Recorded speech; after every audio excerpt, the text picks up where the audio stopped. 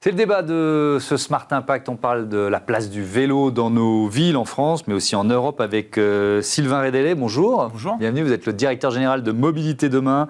Et Robin Bourrin-de-Loup, bonjour. Bonjour. Bienvenue, directeur général de Turtle. On va présenter Mobilité Demain. Tiens, pour commencer, c'est quoi ?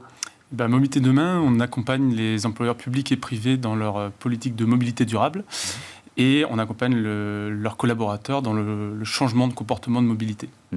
C'est quoi ? C'est une entreprise ? C'est du conseil ? C'est une entreprise. Ouais. On existe depuis 4 ans. C'est lancé en 2020. Et puis, on connaît une croissance par rapport au nombre d'employeurs qu'on accompagne. Ouais. Avec notamment un dispositif qui s'appelle Goodwatt. Oui. C'est quoi, Goodwatt ? Goodwatt, c'est justement lever les freins à l'usage du vélo par l'expérimentation. L'idée, c'est d'aller accompagner des automobilistes qui aujourd'hui ont un déplacement relativement court, inférieur à 10 km, qui vont le faire en voiture. Et l'idée, c'est de leur proposer un vélo assistance électrique tout équipé pendant 1 mois, les coacher, de les accompagner pendant ce mois pour qu'ils utilisent au maximum le vélo et qu'à la fin de l'expérimentation, ils soient convaincus que le vélo est bien adapté à leur déplacement du quotidien. L'essayer, c'est l'adopter. Exactement. C'est un peu l'idée. Turtle, Robin Bourrin-de-Loup, présentez-nous. C'est une jeune entreprise, elle existe depuis quand ? Alors Turtle existe, on a lancé nos premiers vélos en 2021. Donc, c'est une jeune start-up encore. Nous, on propose un service de transport de personnes avec chauffeur à vélo. Donc on est vraiment sur de la mobilité douce également, mais un peu plus inclusive parce qu'on va permettre justement à des personnes qui ont soit pas envie de faire du vélo, soit peuvent pas faire de vélo. Il suffit d'avoir un bras dans le plâtre pour plus être capable de faire de vélo.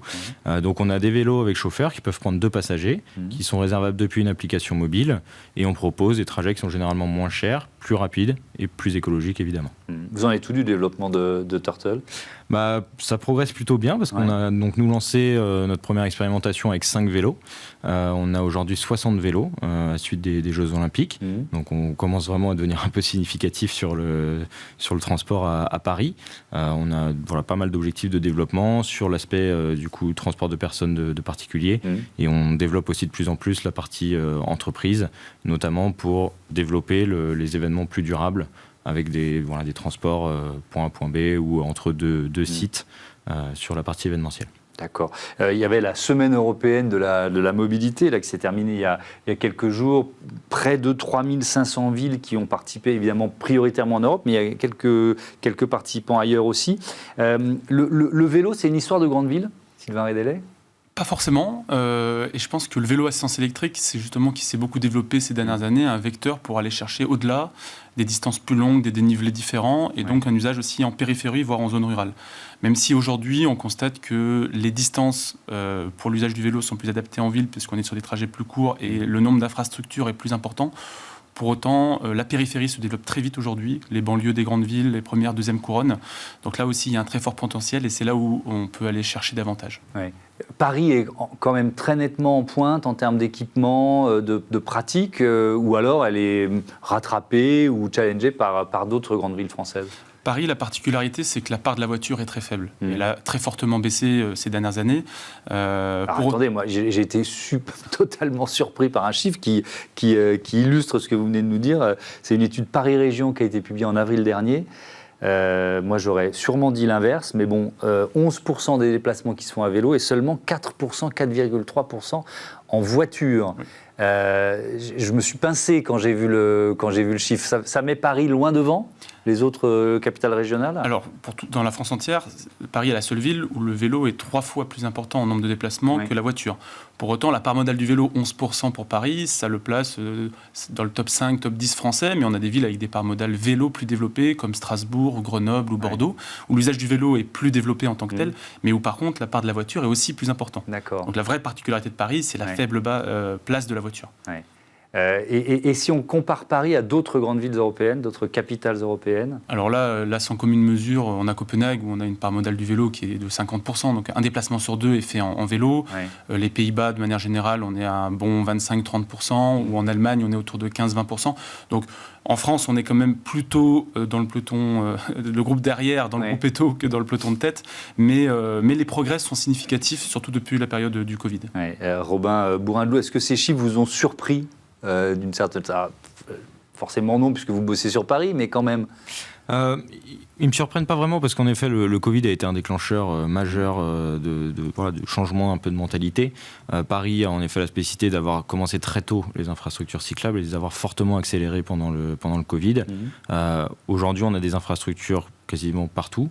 Nous, on le voit dans notre activité, on utilise du coup quotidiennement les pistes cyclables. C'est un vrai plaisir de pouvoir éviter la congestion routière par ces infrastructures. Et on voit aussi le développement de plus en plus de cyclistes sur ces pistes-là. Il y a des trajets comme Bouvard-Sébastopol. Aujourd'hui, c'est presque compliqué d'y accéder facilement. Donc, il y a des réseaux qui se développent petit à petit pour faciliter. Donc, il y a un lien très direct entre les infrastructures, le réseau de pistes cyclables et la pratique. C'est dans ce sens-là que ça se fait ? Je pense que c'est essentiel pour rassurer, que ce soit en milieu urbain ou en milieu rural. Le milieu rural commence à se développer. Il y a beaucoup d'investissements de la part du gouvernement dans ces infrastructures-là. S'il n'y a pas de sentiment de sécurité pour un déplacement à vélo, ça va réduire forcément l'usage du vélo pour le grand public en tout cas. Et donc, alors qui dit infrastructure, on va penser d'abord aux acteurs publics, à l'État ou aux collectivités locales. Quel rôle pour les acteurs privés comme vous dans ce défi du développement du vélo ? Nous, je pense qu'en tant qu'entreprise, notre objectif, c'est de démocratiser l'usage du vélo. Il y a plein de solutions qui existent. Il y a des solutions qui viennent des entreprises, comme va proposer Mobilité Demain, pour les accompagner, pour proposer à leurs collaborateurs de s'initier à ces services-là. Et des services comme le nôtre, par exemple, où notre objectif, dès le départ, était de se dire il y a un manque quelque part dans l'usage du vélo. C'est toute la partie de la population qui... je sais pas, je suis avec mon enfant, je me sens peut-être pas forcément en sécurité de conduire au milieu de la circulation. J'ai justement un handicap qui soit plus ou moins lourd ou léger. Je vais pas pouvoir utiliser ce vélo-là. Qu'est-ce qu'on propose à ces personnes-là pour leur permettre d'accéder à la mobilité douce ? Donc aujourd'hui, il y a des solutions qui existent depuis des années. Donc c'est un véhicule à 3 roues, il y a le chauffeur devant, on met les 2 passagers derrière, et on va pouvoir adresser une population qui est très variée. On va avoir à la fois des parents qui nous confient leurs enfants pour les amener à l'école. Donc il y a aussi une relation de confiance qui va se créer avec l'entreprise en se disant, voilà, mon enfant, il ne va pas pouvoir faire du vélo tout seul à 7 ou 8 ans parce que c'est très jeune. Donc on va le confier à une personne et il va quand même utiliser la mobilité douce. Et on va avoir des personnes âgées qui, elles, sont aussi convaincus par l'écologie, mais faire du vélo peut être plus ou moins complexe parce que difficulté motrice, va pouvoir utiliser notre service. Est-ce que vous avez parmi vos clients des entreprises qui fournissent ou qui proposent ce service à leurs salariés ? Parce que c'est aussi un levier de transformation, d'accélération. Alors ça, c'est un de nos objectifs de développement. Nous, on avait un objectif de croissance du nombre de véhicules disponibles avant de pouvoir entamer ces discussions avec les entreprises, parce que en tant que service à la demande, on a besoin d'être suffisamment réactif pour les collaborateurs pour répondre à leurs besoins de déplacement, que ce soit dans la journée ou en soirée. On a quand même des micro-entreprises qui travaillent avec nous, donc pour tous leurs déplacements professionnels. Et maintenant qu'on est passé à une flotte de 60 vélos, on va pouvoir se développer. Après, là, nous, notre collaboration avec les entreprises jusqu'à présent, elle est plus sur la dimension événementielle. Et cette dimension événementielle est très importante parce qu'il y a des grandes entreprises aujourd'hui qui organisent des dizaines d'événements par an pour leurs collaborateurs ou pour leurs clients. Comment est-ce que ces entreprises, plutôt que d'utiliser des navettes en voiture ou en minibus, vont accéder à une mobilité qui est plus durable et qui rentre dans leur stratégie RSE. Ça rejoint vraiment le cœur de votre activité, Sylvain Rédélé, et cette place du vélo dans la marque entreprise. Est-ce que vous voyez de plus en plus des grands groupes, des ETI, se dire « Tiens, là, j'ai un point d'amélioration ». Oui, il y a un vrai sujet aujourd'hui de marque employeur, de fidélisation, de réduire le turnover dans ces équipes.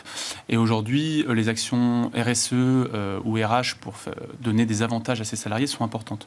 Donc, la mobilité, ça prend quelle part là-dedans ? La mobilité, c'est une part vraiment importante parce que c'est à la fois un frein à l'emploi pour certains, c'est aussi une des raisons.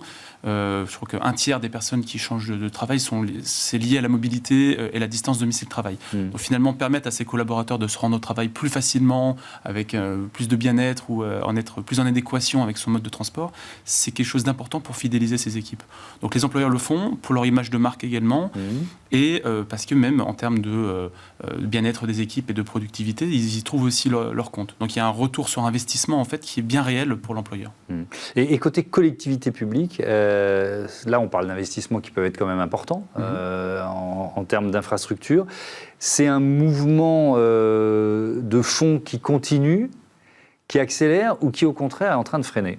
Non, c'est un mouvement de fond qui continue. Moi, je dirais ça comme ça, effectivement. Il y a eu un plan vélo national, le premier en 2018, qui a été lancé sur 5 ans. Le deuxième, du coup, en 2023, qui prend la suite avec un triplement du montant alloué au vélo. Donc, on voit que ça prend de l'importance.